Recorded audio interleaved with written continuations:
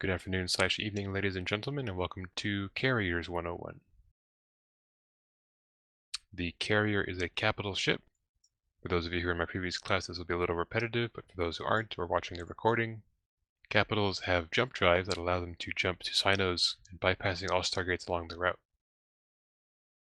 This is limited to a certain number of light years, which is based on in-game map distances. If you open your in-game map while you're in a capital ship, you can see a yellow circle or kind of disk.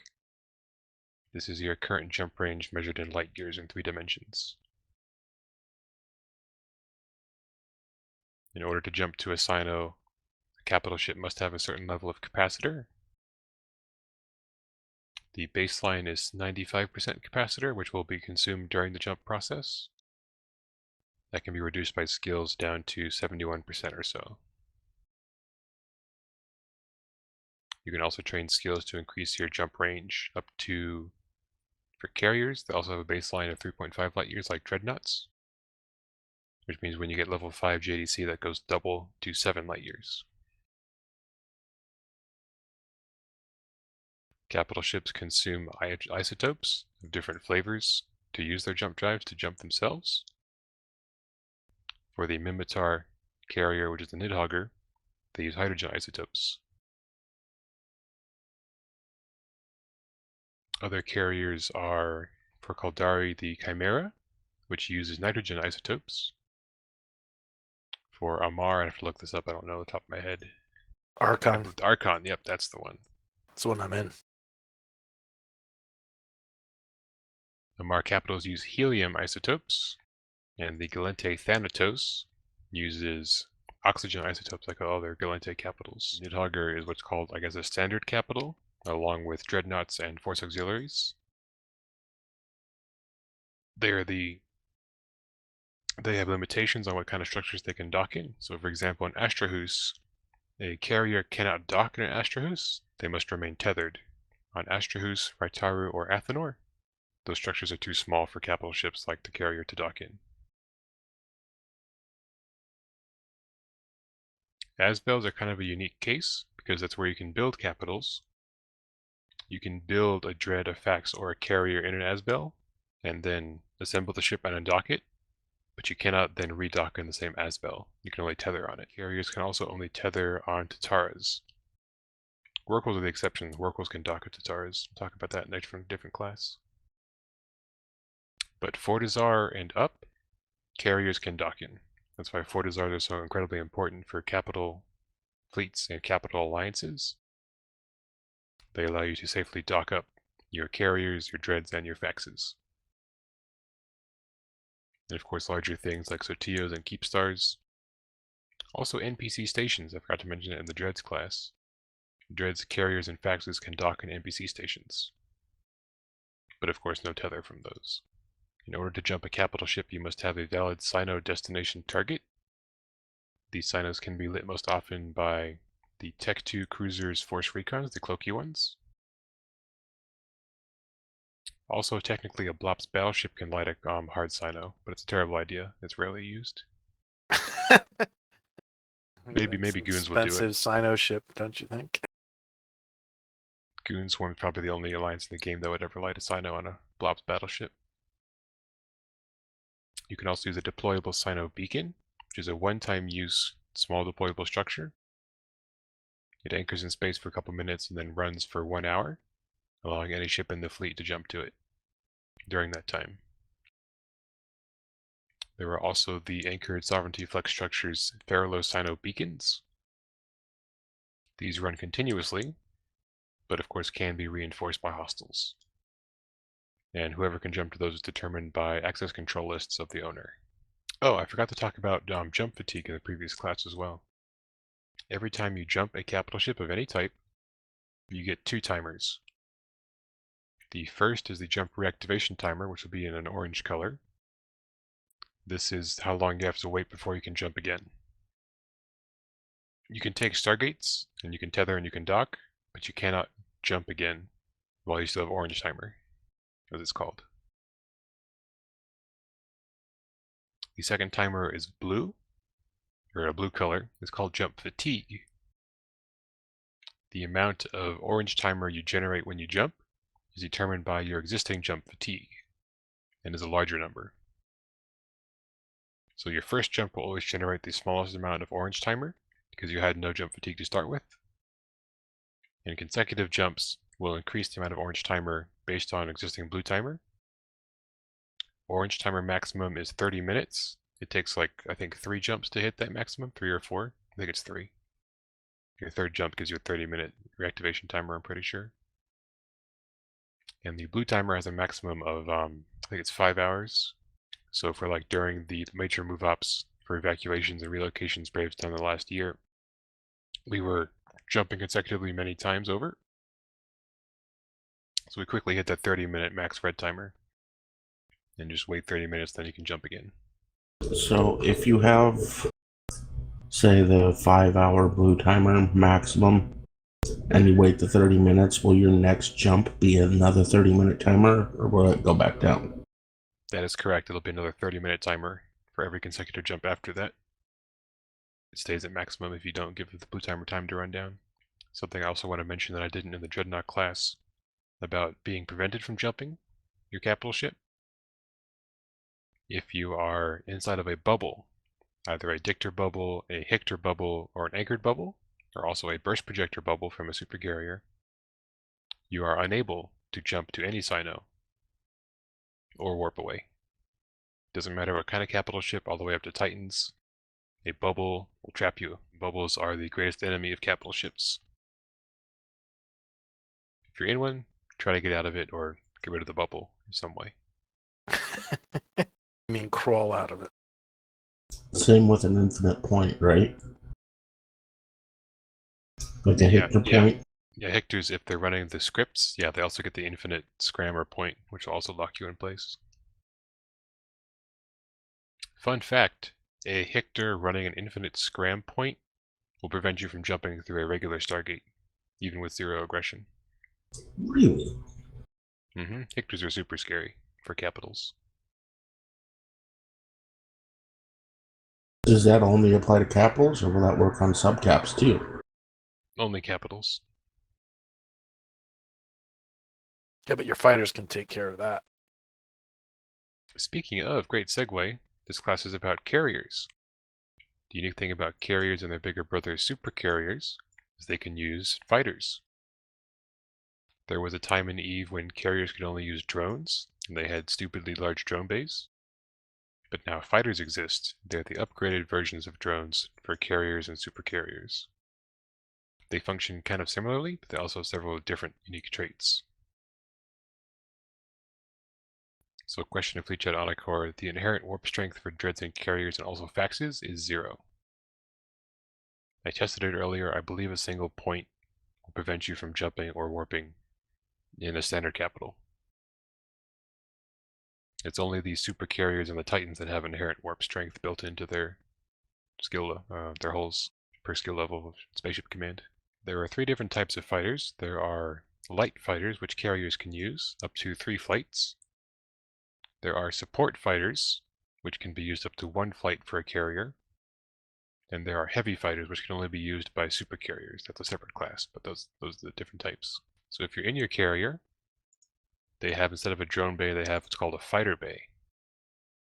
And you'll see there are 3 tubes. Those are for your fighters. A standard carrier can control at most 3 squadrons of fighters. Either 3 light squadrons or 2 lights and 1 support maximum. They have a limit to the types of fighters they can field. The fits I gave you should have 27 Einherji-1s. Those are the light fighters, Mimitar type. If you click and drag the fighters into one of the tubes with a plus sign, it will begin loading your carrier with the fighters. So different types of fighters have different volumes. If you right-click the fighter, show info, they have individual attributes for volume. That determines how many fighters will fill up a fighter squadron.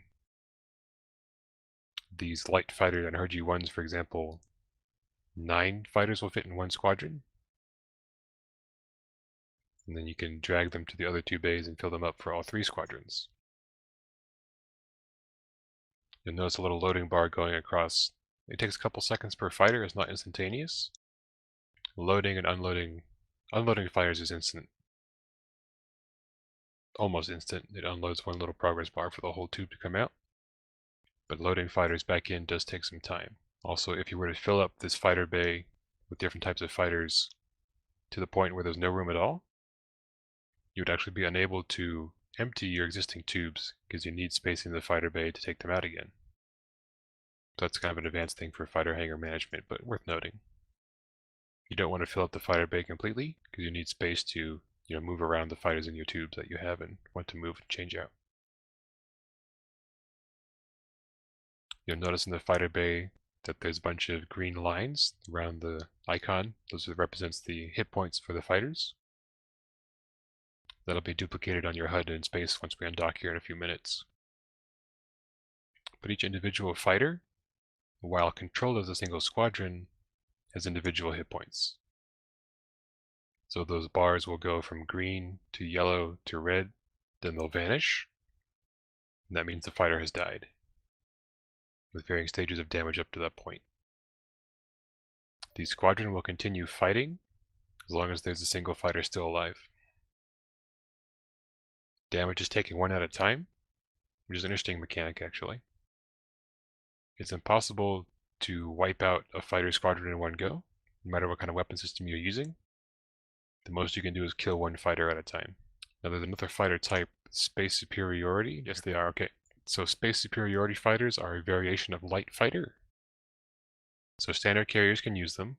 They're classified under light fighter for DPS, so you can get up to 3 fights of those. Space superiority fighters are separate from the regular DPS fighters, which are the unhergy ones that the field has included. For example, the Graham is a space superiority Mimitar fighter. I'll link it there for you in Fleet Chat. Space superiority fighters are designed to kill other fighters, or smaller subcaps. Carrier fighter application has been a touchy subject for balancing for CCP for a while with a player base. I haven't used them very much myself recently. I can't tell you how effective regular fighters are, or even space superiority fighters are versus subs at the moment, if they're viable or not. I can. Please enlighten us if you could. Space superiority fighters will apply really well to frigates. Everything else they won't. You want to use your normal fighters on anything cruiser or better. They'll apply to cruisers, but not excellent. Anything bigger than a cruiser, they'll apply fine. Outstanding, thank you. So if you're fighting larger ships like capitals or structures, you always want to be using the regular DPS light fighters. But if there are other carriers on the other side of the team, of the fight, they're using their fighters against you or your own subcap fleet, potentially the space superiority fighters are your go-to choice. Can you attack fighters with fighters? And are the space superiority better for that? Yes. That's called like the fighter war, or the space superiority war, I forget what it's called. If two big capital fleets face off with each other, one side will maybe try to use space superiority fighters to defang the other side's carriers first. Because like drones, even though you have a huge fighter bay here, you are limited to how many fighters you have. And if they all die, then the carrier becomes a floating space brick. It's not good for anything.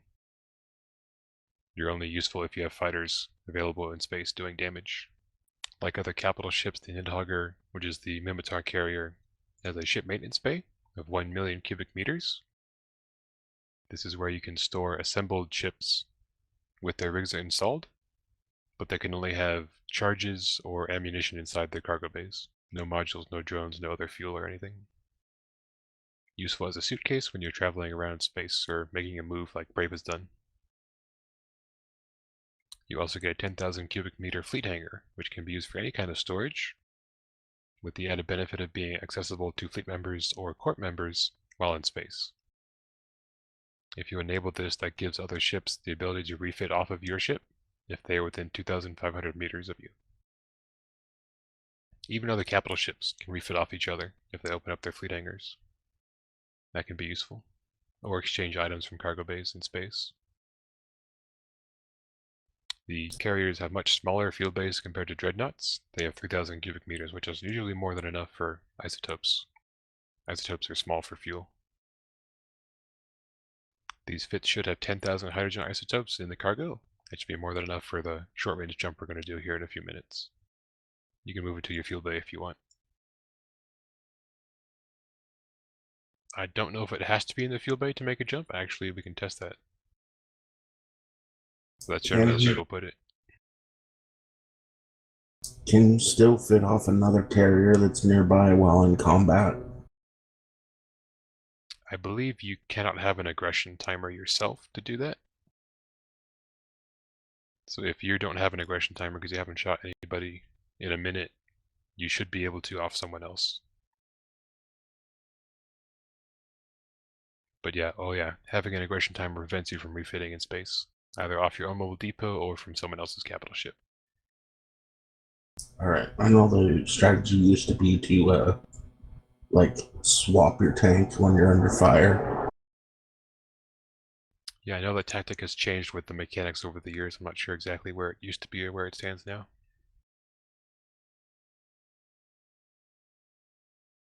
Okay, if everybody has their fighters, or a fit with fighters in it, and some fuel in the fuel bay, and also some cap charges, let's mention that before we leave. Whenever a capital ship jumps to a Sino, they use up a huge percentage of their capacitor, so every capital ship needs to have a capacitor booster fitted to their mid-slot somewhere. These carriers have a capital capacitor booster 1, but only a couple cap charges in the cargo hangar. You need to buy more off the market. I think you can fit 5, maybe it is 4, let me check here. Yep, so this capital capacitor booster 1 can hold 4 Cap Booster 3200 charges, T1, but you want to carry more than that in your ship's fleet hangar, because the cargo bay is kind of small for a carrier, only less than 1,000 meters. T2 fits 5. Unless you have a specific need for your inventory space otherwise, more cap charges is generally better, because if there's any hostile capital newts on field, that could be a real problem for you very quickly.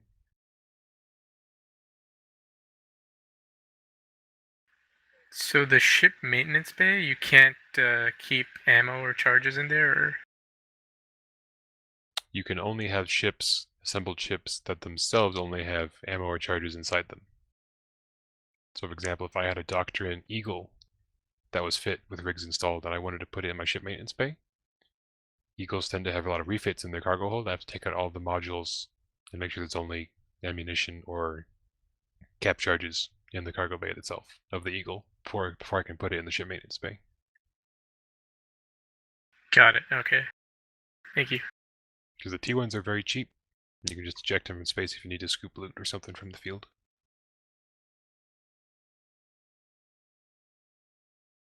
So if you are ready to go, please undock from the Keep Star. Okay, so if this is your very first time undocking in a carrier, the fighter HUD section is probably hidden behind your regular HUD. There's a new icon at the bottom left between your capacitor and the HUD icon section, kind of center, next to where the max speed velocity blue bar is. You can click between toggle modules and fighters. That'll switch your standard hotkeys for modules fitted to your ship with the fighter HUD. Now then, if you look on there, the fighter HUD, there's a button at the bottom left of the column where you can detach the fighters from your HUD. You should always click on that. You can then drag that button around to reposition the fighter HUD on your screen wherever you like it. Now that HUD will expand vertically when you launch the fighters, so don't put it directly underneath your overview list like the drone bay, because you're going to need to see space above it when the fighters actually come out into space. More buttons will appear. Quick little note about maneuvering on tether. A useful command is the Q. Hold Q on your keyboard. Q is in question. Then left click. You have to left click twice, but this will give you a manual piloting to a certain destination. Your ship will then stop at that destination. First click is radius and distance. Second click is vertical orientation. This is more useful for capital ships on tether, especially during longer ops, because you don't want to double click towards somewhere, because if you forget, you might drift off tether. Keep clicking towards a point makes you stop at that point and also helps you position yourself pretty easily. More of a thing during the war with the crowded mega capital operations, but still useful to know. So you just don't keep going infinitely out. That's pretty cool. I didn't know that. Let's talk a little bit more about what makes carriers unique. One of them is the Network Sensor Array Module, which is a high slot. The NSA, as it's called, is an active module that will massively boost your ship's targeting speed, which for a carrier is significant. Without an NSA, the carrier is super slow to target things, but with an NSA on, it's very fast comparatively. It's a must-have for anything smaller than a capital ship if you want to target it in a decent amount of time. Now the NSA has a couple drawbacks. It will break your tether, and you cannot retether. It will also prevent docking. It has a cycle time of 1 minute, so it's kind of like the siege module for a dreadnought, but a little bit different. It's a much shorter one. You can still get reps. It's a much shorter 1 minute cycle time. We'll have to test to see not whether you can actually warp or jump with it running. It does take capacitor, so if you're leaving it running for a long time, it will eventually suck out your capacitor pretty significantly. If you don't have any capacitor boosters available to you, that could be a problem. There's also the fighter support unit, which is a high slot. This is the fighter carrier equivalent of the drone damage amplifier for fighters. It has a bonus to fighter shield hit points, fighter velocity bonus, fighter shield recharge, and fighter rate of fire bonus. No, they do. The DDAs still affect fighter damage. Another common module, but not unique to carriers, are smart bombs, especially faction or potentially the really good ones. This is important because you have a lot of high slots available for utility on carriers. You can put capital newts, capital nosses, and smart bombs, and also command bursts. Smart bombs are incredibly useful, not just for killing hostile fighters that are shooting you, potentially, if they're in close range orbits, but for getting rid of bubbles, which are the fastest way. And that's how the bubbles will keep you in place, prevent you from jumping or warping. They're the biggest threat to you. But if you're able to smart bomb the bubbles away, a few cycles of a large smart bomb will clear a Dictor bubble. You can jump out to safety, providing nothing else is tackling you. Like other capitals, carriers have a very large hitbox, although faxes are even huge compared to this, and supers and titans are now much larger. Bumping off other objects and other ships is something that happens to carriers sometimes, especially if you're jumping into a silo in a large group. It's not such a big deal compared to dreads, because they have the siege module that locks them down in place, but if you do bump into a carrier, it can still knock you out of position, even though your fighters give you more freedom with range to engage at distances anyway. But it's important that you slow down your ship if you do bump on anything, control space, or manually pilot back towards where you're bumping from to faster reduce the velocity, try to accelerate back towards where you're coming from. Capital bumps on tether are potentially knocking you out of tether, which could leave you open to getting counter dropped on and killed. Also, if anyone ever does happen to fleet warp you to a gate in capital ships, you need to be spamming that jump button like there's no tomorrow. Sometimes capital ships will collide with each other as they're all landing within the same point in space on a Stargate. And if you're not spamming that jump button as hard as you possibly can, maybe the game collides you with all the other capitals and you go shooting off a couple 100 kilometers. Maybe not that far, but off the gate. Speaking of, capital fleet warps are pretty rare. It's generally safer for capital ships to fleet warp them or to warp themselves individually, which is why the standard operating procedure is always to flag yourself exempt from fleet warps when you're in a capital ship in a capital fleet.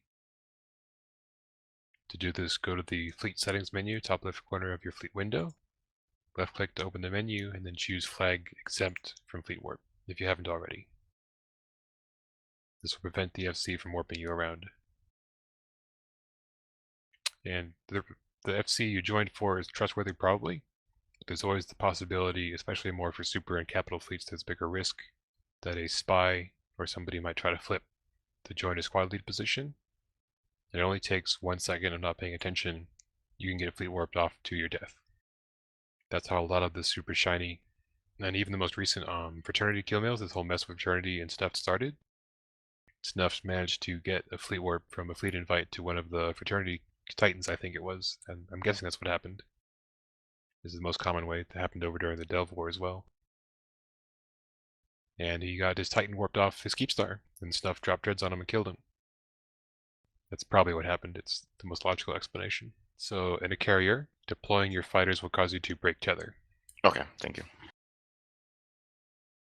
That's actually what happened to that Snuff Super that got killed. Yes, that's also a way a lot of supers die. They're playing with their fighters. Their main ship is safe on a keepstar, and their fighters are on a nearby Stargate, for example. But if they get hot dropped on, they're off tether, but the fighters are out, and they get tackled and killed at 0 on a keepstar because their fighters were out, so they had no tether. Oh yeah, carriers can target at extreme ranges. If you look at your fitting screen for your ship right now, I'm getting 4,324 kilometer targeting range. This allows you to control your fighters over extreme distances. It's called Skynetting your fighters. Like if all the carriers are sitting on a structure like a Keepstar or a Fortizar, or even an Astrahus, that's on grid with a Stargate, the carriers themselves will sit still, on tether and safety, or within tether range, and they'll move their fighters over to the Stargate, because they can still target within a couple thousand kilometers, so they can operate the fighters at 0 on the Stargate, while the main ship is way far away on the structure. I've put C's in fleet chat with my sign-up character, that's Rethor Winterson. If you want to be extra safe, you can add him to your watch list. And then once the sign is up, you can right-click on my name, or that character's name from the watch list to jump through to the sign-up. Like other capital ships, if you right-click on your capacitor while you're out in space, if you hover over the jump to section, you'll see a list of things you can jump to that are actively available to you. In this case, it's a few beacons, at least for me it is. Be careful of bait beacons, put out by hostiles with access lists either public or to your alliance specifically. Never jump to a beacon if you're given the choice, because they're out in space away from other structures. Very likely there's hostiles camping it, or you can be caught easily there. If you click on Open Jump Navigation above that, it'll open a separate window that shows you a bunch of information about systems that are within range of you. You know, what's their exact distance in light years, and then also the amount of fuel you will consume jumping to that system, and even the volume of that fuel. So if you open that window, click on the second tab within range, sort by distance lowest at the top, and you'll see JTAC GAMP, which is where we're going. It's 1.05 light years away. Should take, for me, for my skills, less than 2,000 hydrogen isotopes. Okay, my Sino is now green. Everyone please jump to the fleet Sino Rethor Winterson solar system JTAC GAMP. Okay, so I tested it out, and the NSA being active does prevent you from jumping out. If we were like fighting other capitals, is there any need to activate the NSA, or is it purely just for fighting subcaps? It helps if you're switching targets for capitals, so it can be useful if you're not in a situation where it would be a hindrance to you, because I just figured out that it does in fact prevent you from jumping. So it's an extra 60 seconds of being vulnerable on field that you have to think about the benefits of. Generally, while the fight's engaged, you leave it on, as long as you have enough capacitor for it.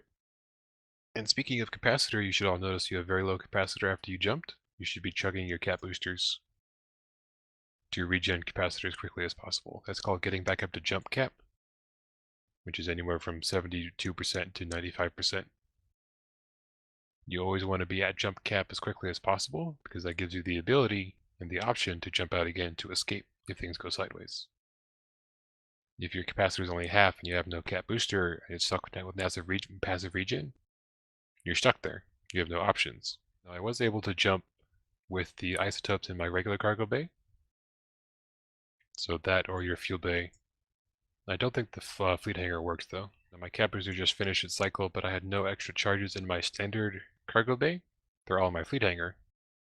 Module will not be able to pull charges from there. You have to drag and drop either directly from the fleet hangar into your icon on the HUD to reload it, or first into your cargo bay. And make sure to add some more to your cargo bay after you reload as well, so that it'll auto-reload the next cycle. Okay, now that we're out in space, you should see on your own ship, if you left-click on it, or even if you don't, kind of a blue circle highlight. There's also a very faint blue circle outside the your shield hit points and capacitor circle HUD as well. For carriers and super carriers, this is your ship focus that determines what you're controlling, because you control your fighters like you control another ship. But to know what you're controlling back and forth between your own carrier and the fighters, that little blue circle is what makes the difference. So to see how this works, everybody please, 1 second. Okay, yeah, if you left click on one of your fighter squadrons, you'll now get a blue circle around just that fighter squadron. And it disappears from around your ship and the HUD at the center. If you hold control and left click, you can select multiple things or deselect things from the group, just like, other word processor documents. So if you control left click all three of your fighters, now all three of them have the blue highlight. But then if you left click on your capacitor itself, it switches back to your carrier highlight only. It's important you know what you're selecting at the time you issue movement commands. So first, let's have everybody launch all fighters. There should be a button for that specifically at the top left of your fighter overview. This appears to automatically select them as well.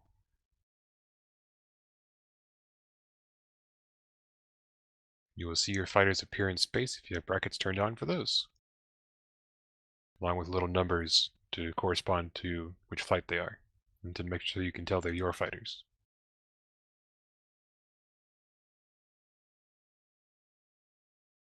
If your tactical overlay is on as well, you can see their orbits in little blue circles.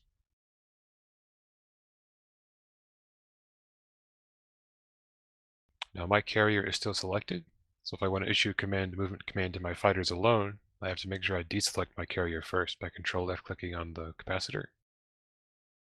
This will drop the blue highlight from my ship and leave it on the 3 fighters. You command fighters the same way as if you were commanding your ship. You can issue movement commands by right-clicking on things or using the hotkeys. So for example, there are some wrecks below us from the previous class's Dread Brawl. I'd like everyone to please issue an approach command to those wrecks, any wreck with your fighter selected. Just right-click on a wreck, left-click approach. This will cause your fighters to begin slow boating towards that wreck. Same movement command as if you were flying your own ship, but you only have the fighter selected. Let's see how many of your carriers are actually moving. Everyone please control space your carriers. So now for further practice, please select your carrier and deselect your fighters, and double-click up in space. This will begin moving your carrier upwards, while your fighters continue with their previous movement command down toward the wrecks. Now your fighters have 3 different abilities. You can see them as kind of rows. The F1, if you hover over it, which is a hotkey equivalent shortcut as well, is the standard auto attack, which in this case for the unhurges is the auto cannon. If you were to target one of those wrecks with control left click, like any targeting would normally, you can run your NSA if you want to practice, compare non-NSA versus NSA targeting for speed. I do that as an example for the video as well. It's a very noticeable improvement in targeting speed with the NSA going. Now the first thing you want to do is, if you're trying to kill something with your fighters, is to make sure you reselect your fighters and deselect your carrier with either control left clicking to select multiple, or click one, then shift left click the far one. You can also do that one to select all of them. You would then issue a command to orbit your target. For example, orbit 1000, just as an example.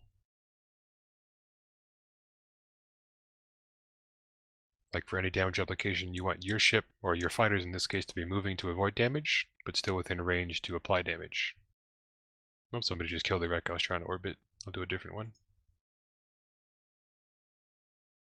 You can then either, with your fighters selected, press the F1 key, or click on the icons themselves to activate the attack, and your fighter will begin attacking that thing.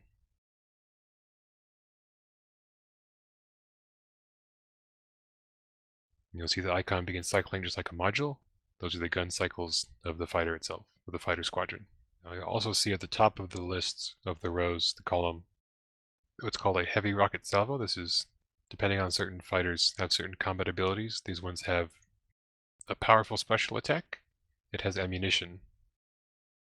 You click on that one, it fires what it says, heavy rocket salvo. It does a burst of alpha damage and consumes one of the rounds of ammunition available for repeated use of that ability. So I can rocket salvo a wreck, and it does a whole lot of damage right away, but it's got a longer cycle time and it used up one round of ammunition available.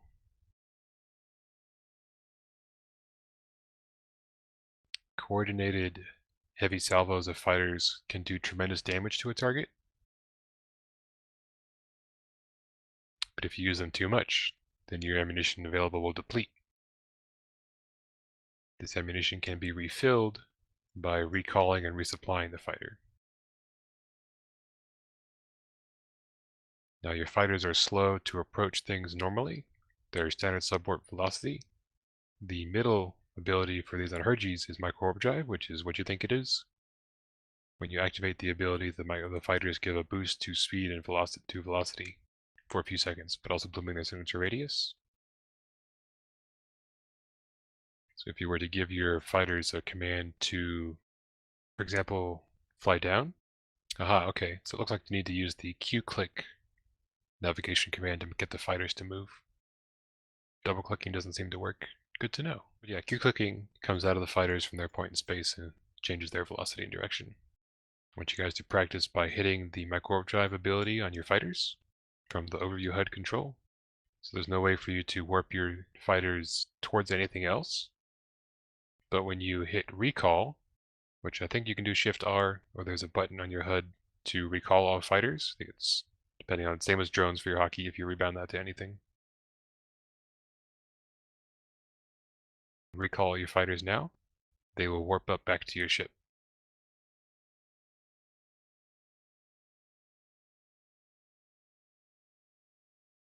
Awesome.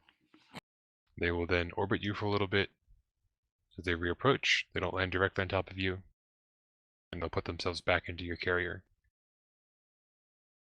And if they used their heavy rocket salvo, they'll begin reloading and refueling. Even if they didn't, the fighters will say refueling. And also if they took any shield damage, but not armor or structure damage, they can repair shield damage, I think, when they're back in your fighter base. Fighter hangar tubes. Now if your fighters are tackled, either inside of a bubble or being pointed or scrammed, they cannot warp back to you. If there's a bubble in between you and the fighters, that also prevents them from doing that. I had that happen to me on an operation where there was a fight going on off a structure and the fighters had flown away to chase the hostiles. And there were bubbles everywhere. And we were trying to disengage to recall our fighters, but there was a bubble in between where the fighters were in that particular spot, in line with the structure we were sitting on. So some of the fighters got stuck in the bubble. We had to wait for it to go down before we could recall them again, and they weren't back to us. Let's get some practice for seeing what kind of damage light fighters can do to other capitals for very basic T1 fit. This will let you practice assigning commands to your fighters. Have them orbit your target. Activate offensive modules on them. Every fighter has specific attributes to it. If you hover your mouse over your fighter squadrons, like the Herges, for example, it'll show you these stats just like your guns would on a ship. You can see the optimal and fall-off range for your autocannons. For my stats, it's 4,800 meters for optimal range with 15-kilometer fall-off. So you could orbit your fighters at 10k, and they'd be doing fall-off damage. But if you keep them within 4,800 meters, they'd be doing optimal range damage for maximum DPS. Fighters also have their own signature radius, which will be modified by the micro-warp drive ability if you use it. Makes them faster, but also are easier to hit. You always want to keep your fighters moving. Fighters that are sitting still like any other ship in EVE is asking to get blown up by somebody else with perfect tracking or application.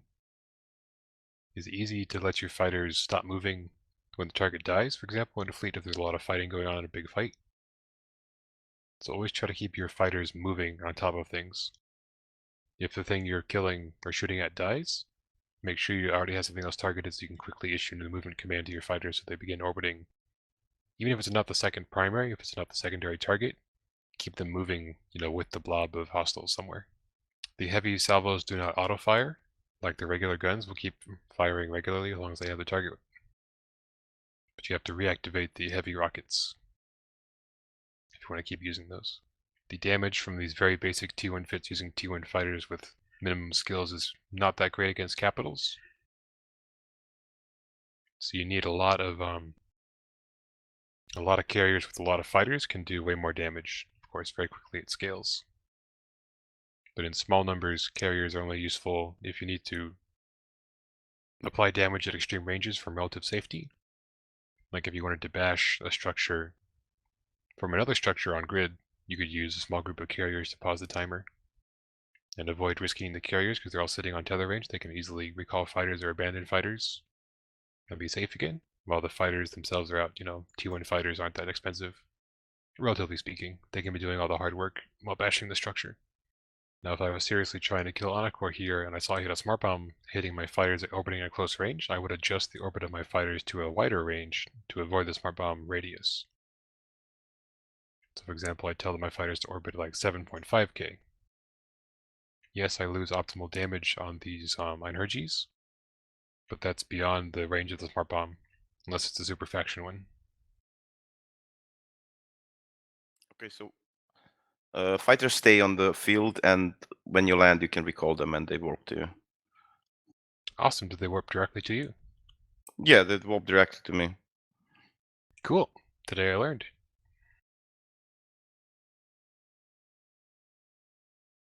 So yeah, if you warp off a field with your carrier, the fighters stay behind, it seems, but you are then able to recall them and they'll warp direct to you. Awesome. And my fighters did hit orange health bar for one of them thanks to the smart bomb, but that was only shield damage. They're regenning, they're back to yellow. They will slowly recover shield hit points if they don't. Okay, they've gone from, yep, they went down, they went yellow, white, yellow, orange, red, they just came back to orange. I think those are still shields that went down to red again. So if we kill 8 of the 9 fighters and we go back to a station, can we refill the fighters or do we have to buy new fighters? So if the fighter dies in space, it's gone. You have to either refill it with additional fighters from your fighter bay, which you can do in space, or go buy more fighters from your staging to refill it. Like if you had an extra stack of Unheard ones in your fighter bay right now in space, and you lost a couple from each flight during the fight, you can recall them, refuel them, and then refill the fighter tubes with the extras you have in your fighter hangar in space. Yep, 3 of my fighters just died. They're now a black bar on the circle. They're gone forever. Okay, this completes my notes for Introduction to Carriers. Any questions? So one carrier by itself can't kill another carrier. I mean, eventually, if the other carrier didn't do anything. But yeah, it would really struggle to do enough damage to meaningfully kill it in a short amount of time. Now a Dread, on the other hand, a Dread could kill another carrier much faster. They are the capital killers. But carriers do a lot less damage, especially for T1, but they give you the flexibility to engage at far ranges by skynetting your fighters over long distances. Because the fighters do the same amount of damage regardless of where the carrier itself is. The carrier itself is the weakness, that's the weak point. You want to try to be as removed and as safe as possible. Sometimes a carrier group will silo into position relatively close to a fight, drop all their fighters, and then warp the carriers to a far pinger attack that are still on grid. So if the fighters are close to the fight, they can easily reposition into what they're trying to kill. But the carriers try to warp to safety or relative safety at the ping somewhere else. It depends. And also, if you want to engage a subcap fleet, carriers are generally a much better option, because subcaps, especially the meta of heavy assault cruisers, they're so fast. A Hod Dread has to be locked in place with its siege module. A subcap fleet can just, fly away from a Hod Dread and be out of range very quickly. Whereas your fighters are mobile, they can follow a subcap fleet around grid as they fly around.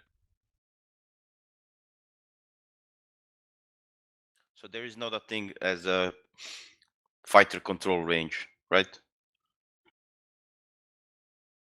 I guess it's only limited by your targeting, but that's several thousand kilometers, so practically there's no limit. Yeah. To whatever you're fighting on grid usually. Alrighty, this concludes Carriers 101. Thank you for coming out. Thank you very much. This was awesome.